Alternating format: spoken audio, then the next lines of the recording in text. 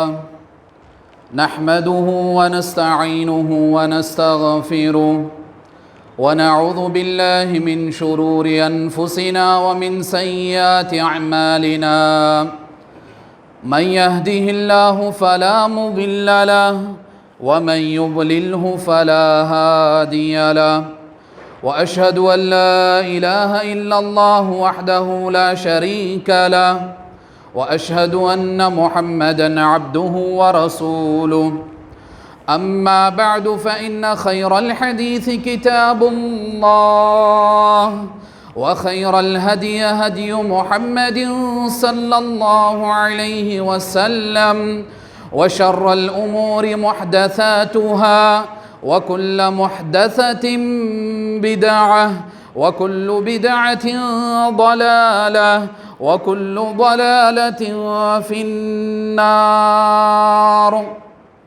فأعوذ بالله من الشيطان الرجيم بسم الله الرحمن الرحيم قال الله تبارك وتعالى في القرآن المجيد والفرقان الحميد اليوم أكملت لكم دينكم وأتممت عليكم نعمتي ورضيت لكم الإسلام دينا وقال النبي صلى الله عليه وسلم من عمل عملا ليس عليه أمرنا فهو رد او كما قال علیہ الصلاۃ والسلام۔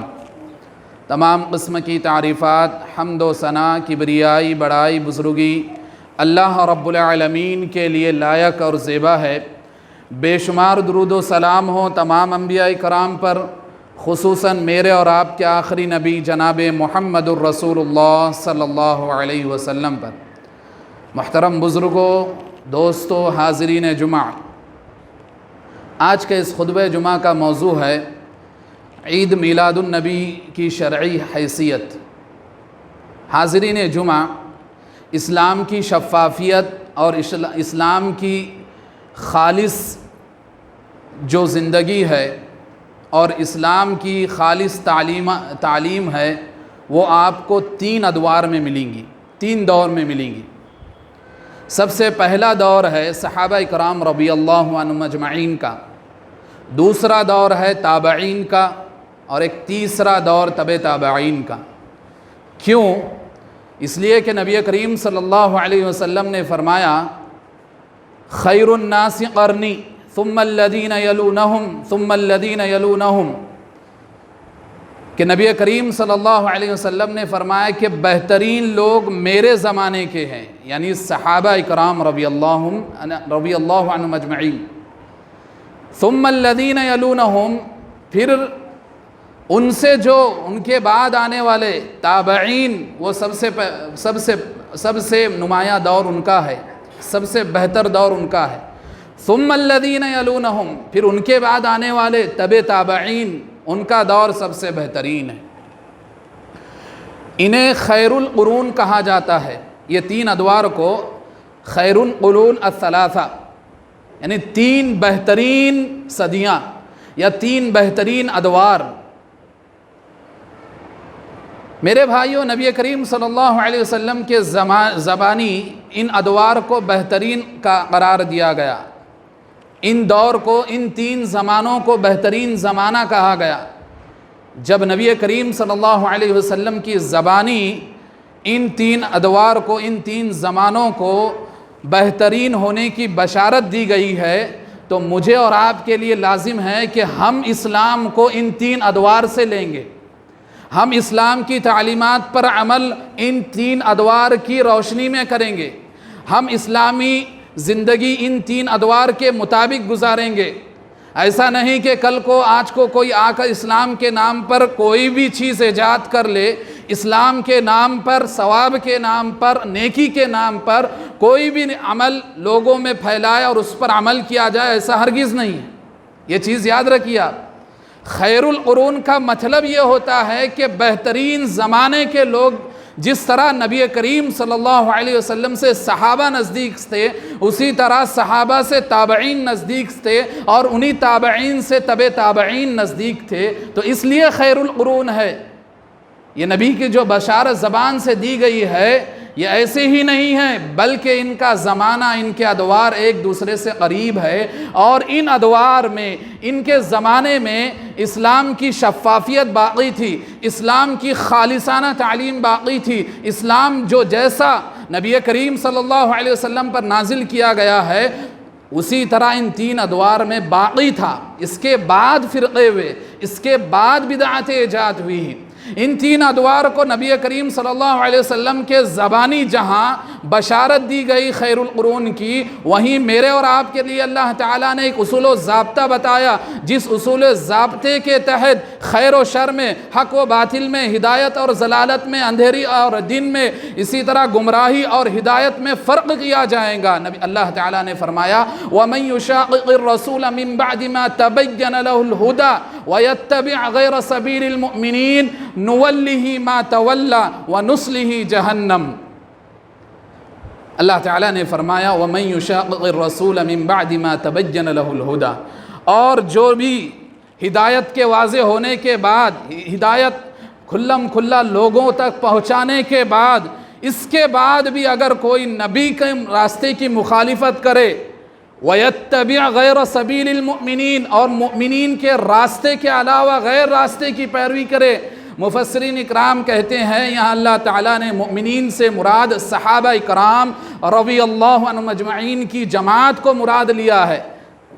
تو کیا فرمایا اللہ نے؟ جو نبی کے راستے سے بھٹک گیا، ہدایت آنے کے بعد اس کی مخالفت کی، وَيَتَّبِعْ غَيْرَ سَبِيلِ الْمُؤْمِنِينَ، اور مؤمنین کے راستے کو چھوڑ دیا، یعنی صحابہ کے منہج کو چھوڑ کر دوسرے راستے کی پیروی کیا، نُوَلِّهِ مَا تَوَلَّى وَنُصْلِهِ جَهَنَّمَ، جس طور پر وہ جس کی طرف رہنمائی کریں گا، جس راستے کو اپنی منمانی زندگی سے اختیار کریں گا، ہم اسی راستے کی طرف اس کو پھیر دیں گے، وَنُصْلِهِ جَهَنَّمَ، اور اس باطل راستے کی چلنے کے بنا پر، اس باطل طریقے کی پیروی کی بنا پر وَنُصْلِهِ جہنم، اس کو جہنم میں داخل کر دیں گے۔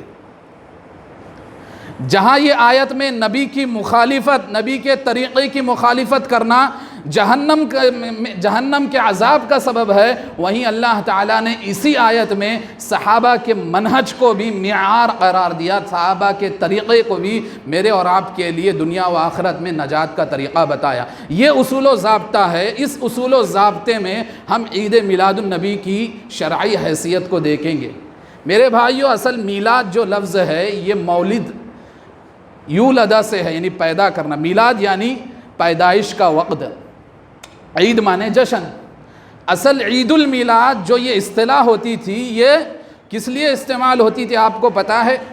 یہ کرسمس کے لیے استعمال ہوتی تھی پہلے زمانے۔ عید المیلاد، کرسمس کو عربی میں عید المیلاد کہا جاتا ہے۔ کرسمس جو بتاتے ہیں، کرسچن کیوں بناتے کرسمس؟ اس دن وہ مانتے ہیں کہ عیسیٰ علیہ السلام کی پیدائش ہوئی تھی۔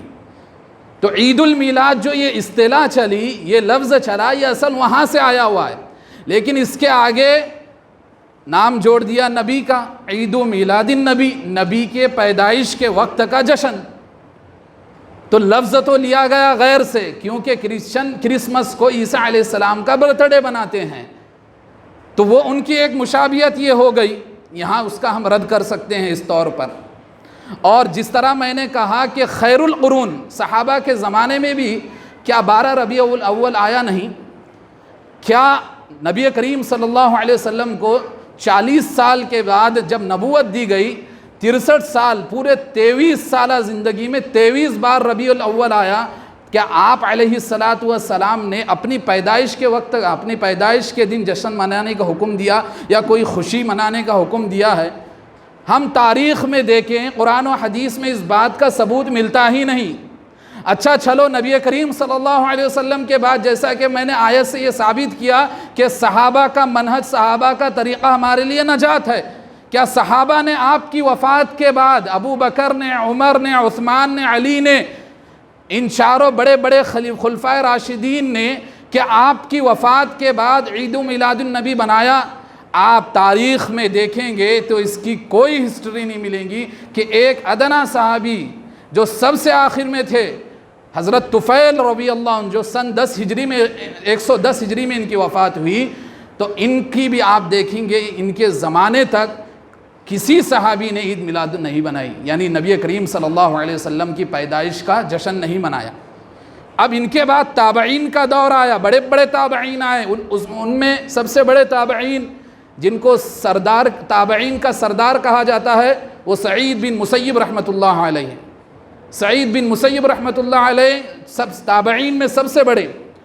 نہ ان سے یہ طریقہ ملتا ہے کہ انہوں نے آپ علیہ الصلاۃ والسلام کے پیدائش کے دن جشن منایا ہو، یا پھر ان کے بعد ان کے شاگردوں نے جن کو تبع تابعین کہا جاتا ہے انہوں نے آپ علیہ الصلاۃ والسلام کی پیدائش کے وقت کو، پیدائش کے دن کو جشن منایا۔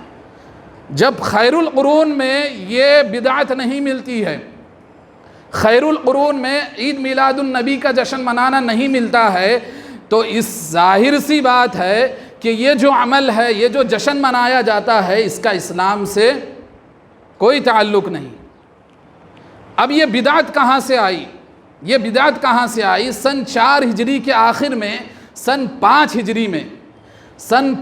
ہجری میں عبیدی فرقہ جو شیعہ کا سب سے بدترین فرقہ ہے، شیعہ میں فاطمی فرقہ جو اپنے آپ کو فاطمہ رضی اللہ عنہا کی طرف منسوب کرتے ہیں، شیعوں میں جتنے فرقے پائے جاتے ہیں وہ سب ایک طرف ہے، لیکن شیعہ میں جو باطنی فرقہ پایا جاتا ہے یہ کھلم کھلا کافر ہے، غیر اسلامی لوگ ہے، ان کا اسلام سے کوئی لینا دینا نہیں ہے، بس فاطمہ رضی اللہ عنہا کی طرف یہ اپنے آپ کو منسوب کرتے ہیں۔ تو یہ فاطمی فرقہ تھا جو عبیدی فرقہ اس کے ماتحت میں تھا، انہوں نے سن 4 ہجری میں عید میلاد ہی کا صرف جشن نہیں منایا، بلکہ میلاد علی بھی منایا، میلاد فاطمہ بھی منایا، میلاد حسن حسین بھی منایا۔ اسی طرح انہوں نے عید میلاد النبی کا بھی ایجاد کیا۔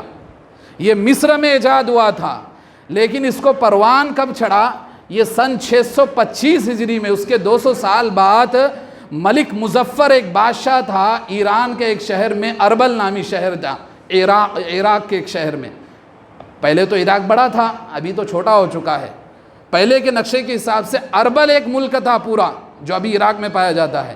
تو اربل کا جو بادشاہ تھا ملک مظفر سے سن 625 ہجری میں اس عید میلاد کو بڑے جوش اور خروش سے اور بہت بڑے جشن کے طور پر ڈھول باجے تاشوں کے ساتھ اس کو منایا گیا، اور وہاں سے یہ رسم چلتے ہوئی آج مسلمانوں میں اتنی عام ہو گئی ہے کہ مسلمان اس کو محبت رسول کا نام دیتے ہیں، مسلمان اسے محبت رسول کا نام دیتے ہیں۔ میرے بھائیوں، محبت رسول کا نام یہ نہیں کہ آپ ڈھول تاشے بجائے، محبت رسول کا نام یہ نہیں کہ آپ ڈی جے بجائے، محبت رسول کا نام یہ نہیں کہ آپ راستوں کو جام کر کے آنے جانے والوں کو تکلیف دے، محبت رسول کا نام یہ نہیں کہ آپ ایک جمع غفیر جمع کر کے، بھیڑ جمع کر کے لوگوں کو پریشان کرے۔ میرے بھائیوں، ہرگز یہ محبت رسول کا نام نہیں ہے۔ اور جس دن یہ عید منائی جاتی ہے 12 ربیع الاول، آپ کو پتہ ہے نبی کریم صلی اللہ علیہ وسلم کی ولادت کے دن میں سب کا اختلاف ہے۔ کوئی کہتے ہیں کہ 8 ربیع الاول کو اللہ کے رسول پیدا ہوئے،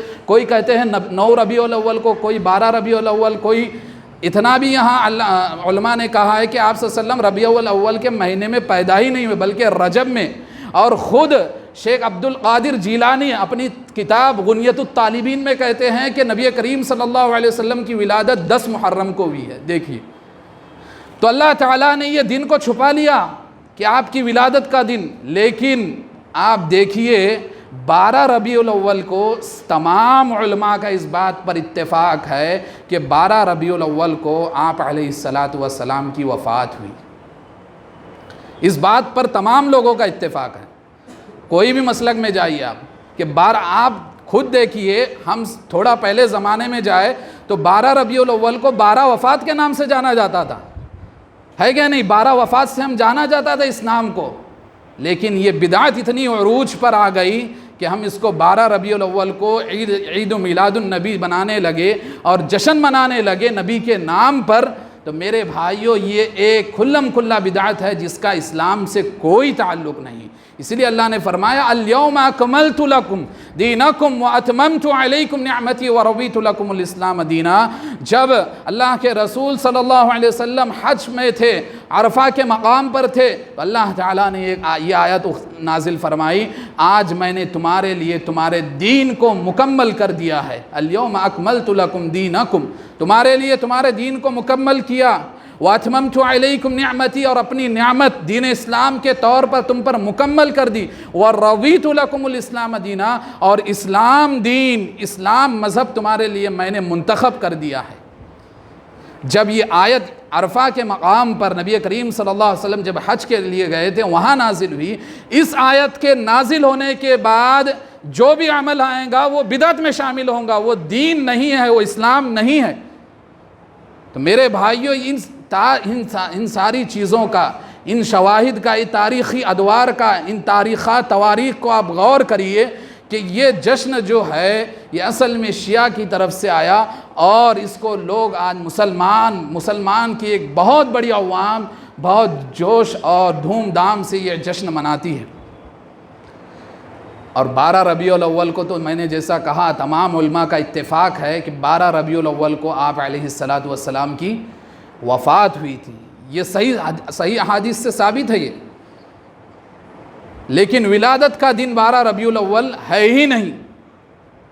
اگر چلو مان لو ولادت 12 ربیع الاول کو ہے، لیکن اس بات پر بھی تو اتفاق ہے 12 ربیع الاول وفات ہے، تو آپ دن کے شروع میں جشن مناؤ اور اسی دن آپ دن کے آخری حصے میں ماتم بھی کرو، وفات کا غم بھی بناؤ۔ ایسا ہو سکتا ہے؟ ہرگز نہیں ہو سکتا۔ خوشی اور غمی ایک ساتھ نہیں ہو سکتی ہے، عقل بھی اس کو ماننے کو تیار نہیں ہے، دلائل تو بھرپور ہے اس کے رد کے لیے۔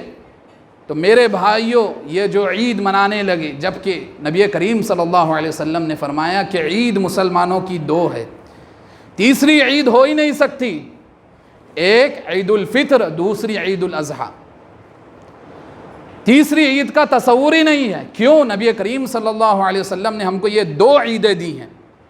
جس طرح آپ ظہر کی نماز پڑھتے ہیں، ظہر کی نماز میں 5ویں رکعت کا تصور ہی نہیں ہے کہ آپ ثواب کی نیت سے 5 رکعت ظہر پڑھ لیں، آپ ثواب کی نیت سے جو مغرب کی 3 رکعت ہے اس کو مکمل کر کے 4 پڑھ لیں، آپ ہرگز ایسا نہیں کر سکتے۔ جب آپ ایک رکعت نہیں بڑھا سکتے ہیں دین میں، تو یہ ایک عید تو بڑھانا بہت دور کی بات ہے۔ تو ان سارے دلائل اور شواہد سے یہ پتہ چلتا ہے کہ عید میلاد النبی کی شرعی حیثیت کچھ بھی نہیں ہے، یہ ایک تماشا ہے، ایک بدعت ہے، اور نبی کریم صلی اللہ علیہ وسلم کے نام پر بہت بڑا دھبا ہے۔ یہ ہمارے اپنے اعمال کی وجہ سے ہیں۔ آپ دیکھیے جب یہ جشن نکلتا ہے، عید میلاد النبی کا عروس نکلتا ہے، تو لوگوں کو تکلیفیں ہوتی ہے، راستے جام ہوتے ہیں، جبکہ اللہ کے رسول نے فرمایا مومن تو وہ ہے کہ تکلیف دہ راستے سے چیز کو ہٹائے۔ ہم کیا کرتے ہیں؟ ہم راستوں کو جام کرتے ہیں، ٹریفک جمع کرتے ہیں، ہاں لوگوں کو، آنے جانے والوں کو راستے میں تنگی محسوس کرتے ہیں، ہماری وجہ سے تنگی ہوتی ہے۔ نبی کریم صلی اللہ علیہ وسلم ایک مرتبہ صحابہ اکرام رضی اللہ عنہ کے ساتھ جہاد کے لیے نکلے تھے، جہاد کے لیے، ابو داؤد کی روایت ہے، صحیح روایت ہے، جہاد کے لیے نکلے تھے۔ تو صحابہ جب راستے میں ایک جگہ پڑاؤ ڈالے جو آنے جانے کا راستہ تھا، نبی کریم صلی اللہ علیہ وسلم نے دیکھا کہ صحابہ راستے کے بیچ میں پڑاؤ ڈالے ہوئے ہیں اور لوگوں کو آنے جانے تکلیف ہوئی، تو اس وقت فرمایا نبی کریم صلی اللہ علیہ وسلم نے کہ تم جس مقصد کے لیے نکلے ہو، اگر تم اس مقصد میں کامیاب ہونا چاہتے ہو، تم اپنے جہاد کو اللہ کے ہاں قبول کروانا چاہتے ہو، تو یہ لوگوں کو راستے میں جو تم نے پڑاؤ ڈالا ہے، تنگی محسوس ہو رہی ہے، یہاں سے اڑ جاؤ۔ اگر تم نے اس حالت میں جہاد کیا کہ لوگوں کو تمہارے راستے میں تمہاری وجہ سے تنگی ہوئی ہے، تمہاری وجہ سے تکلیف ہے، تمہیں جہاد کا ثواب بھی نہیں ملے گا۔ اللہ اکبر۔ صحابہ کو نبی کریم صلی اللہ علیہ وسلم نے یہ تنبیہ کی، ان کو وہیں ٹوکا۔ تو میرے اور آپ کے لیے کتنی بڑی تنبیہ ہوں گی مسلمانوں کہ ہم ایک تو عید کے، ایک تو نبی کے نام پر، اسلام کے نام پر، محبت رسول کے نام پر ہم بدعت پر عمل بھی کر رہے ہیں، اور ہماری وجہ سے، ہماری اپنی ذات سے ہم لوگوں کو تکلیف بھی دے رہے ہیں۔ ہاں میرے بھائی، اور کتنے تو ایسے بھی نوجوان ہیں جن کو منع کیا جائے کہ یہ عید میلاد نہیں منانا چاہیے، یہ ڈی جے نہیں بنانا چاہیے، تو وہ اس بات کو انکار بھی کرتے ہیں کہ ہاں بھائی صحیح بات ہے، تمہاری نہیں بنانا چاہیے، لیکن اس کے وجہ سے میاں بھائی کی ڈیرنگ ہوتی ہے۔ کچھ ایسے بھی نوجوان ہیں کیا کہتے ہیں کہ ہم یہ جلوس عروس جو نکالتے ہیں، اس کی وجہ سے ہمارا دبدبہ، میاں بھائی کی ڈیرنگ ہوتی ہے۔ میرے بھائیوں، اگر آپ کو اپنی ڈیرنگ، میاں بھائی کی ڈیرنگ دکھانا ہے تو جس طرح جمعہ کے لیے مسجدیں بھرتی ہے اسی طرح 5 وقتہ نماز کو آؤ، اسی طرح نماز کے لیے حاضری دو، 5 وقتہ تم اپنی مسجدوں کو آباد کرو، اس سے اللہ تمہاری ڈیرنگ پیدا کریں گا۔ 5 وقتہ رب کے آگے تم جھکو، اس سے اللہ تعالیٰ تمہارا رعب و دبدبہ پیدا کریں گا۔ یہ ناچنے گانے سے، ڈی جے بجانے سے، جم غفیر کرنے سے لوگوں کو تمہارے لیے اس میں تمہارا رعب و دبدبہ نہیں ہوگا، بلکہ اس پر اسلام پر آنچ اٹھیں گی، اس سے اسلام پر انگلیاں اٹھیں کی، نبی کا نام بدنام ہوگا کہ کیسے لوگ ہیں کہ ان کا نبی ایسا تھا باقاعدہ، اور کتنے ایسے ویڈیو بھی آئے کہ جو غیر مسلم بھائیوں کو تکلیف ہوئی ان جلوسوں کی وجہ سے، انہوں نے نبی کریم صلی اللہ علیہ وسلم پر انگلی اٹھائی اور اپنے زبان سے غلط الفاظ نکالے، اور یقیناً ہم نے ان کو یہ موقع دیا، ہم نے اپنے اعمال سے یہ موقع دیا کہ ہم اپنے نبی پر لوگوں کو انگلیاں اٹھانے دیں۔ میرے بھائیو، عید میلاد النبی صلی اللہ علیہ وسلم اس کا کوئی تعلق شریعت سے نہیں ہے۔ اگر اس کے بعد بھی آپ میں سے کسی کو کوئی بھی شبہ ہو، وہ جمعہ کی نماز کے بعد وہ مجھ سے رابطہ کر سکتا ہے، میں اس کے سارے شبہات کا انشاءاللہ دلائل کی روشنی میں رد کروں گا، اور اس کی تعلیمات جو نبی کریم صلی اللہ علیہ وسلم، صحابہ، تابعین، تبع تابعین، ان 3 ادوار کی تعلیمات کے مطابق ہم اس کا سامنے اس کا رد کر سکتے ہیں۔ اب آئیے، یہ تو ہوا عید میلاد النبی کا رد جو شریعت میں اس کا کوئی حصہ نہیں۔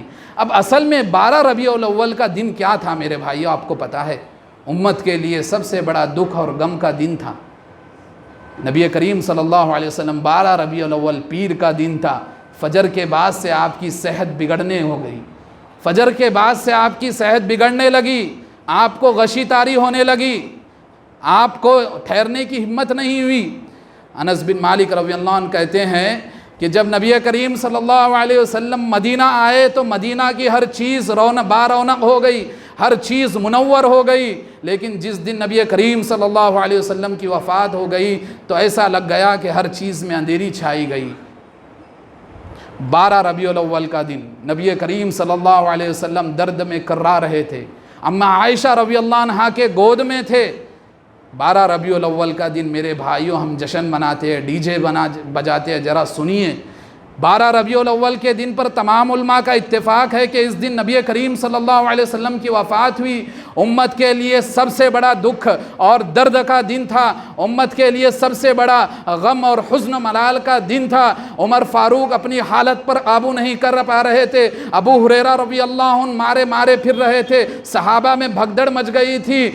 نبی کریم صلی اللہ علیہ وسلم کی 12 ربیع الاول چاشت کے وقت وفات ہو گئی۔ 12 ربیع الاول کے دن چاشت کے وقت نبی کریم صلی اللہ علیہ وسلم کی وفات ہو گئی، امت پر غم لاحق ہو گیا، صحابہ میں بھگدڑ مچ گئی، کیا ہوگا؟ اب جبرائیل نہیں آئیں گے، اب وحی نازل نہیں آئیں گی۔ ظہر کا ٹائم ہو گیا، صحابہ نے کہا بلال اذان نہیں دوں گے، بلال اذان نہیں دوں گے؟ حضرت بلال رضی اللہ عنہ نے کہا کہ میں جب اذان دیتا تھا تو جہاں اشہد ان محمد الرسول اللہ پر پہنچتا تھا تو میں اپنے حبیب کی طرف اشارہ کرتا تھا، آج میرے وہ حبیب ہی نہیں تو میں کہاں سے اذان دوں؟ صحابہ نے التجا کی کہ آپ اذان دیجئے، ظہر کا ٹائم ہو گیا۔ حضرت بلال رضی اللہ عنہ نے صحابہ کی التجا پر کھڑے ہوئے ظہر کی اذان دینے لگے۔ جب اشہد ان محمد الرسول اللہ پر پہنچے تو باقاعدہ ان کی انگلی وہی جگہ پر گئی جہاں نبی کریم صلی اللہ علیہ وسلم اذان کے وقت بیٹھا کرتے تھے، اور جب انگلی ان کی وہاں گئی اذان کی حالت میں اور وہاں نبی کو نہیں پایا، پھر غشی کھا کر بلال رضی اللہ عنہ بے ہوش ہو کر گر گئے۔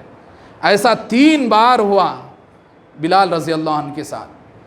یہ 12 ربیع الاول کا دن تھا میرے بھائیوں، امت کا درد، صحابہ میں غم ملال حزن تھا، اور ہم جشن مناتے ہیں، ہم ڈی جے بجاتے ہیں، ہم نبی کے نام پر کیک کاٹتے ہیں۔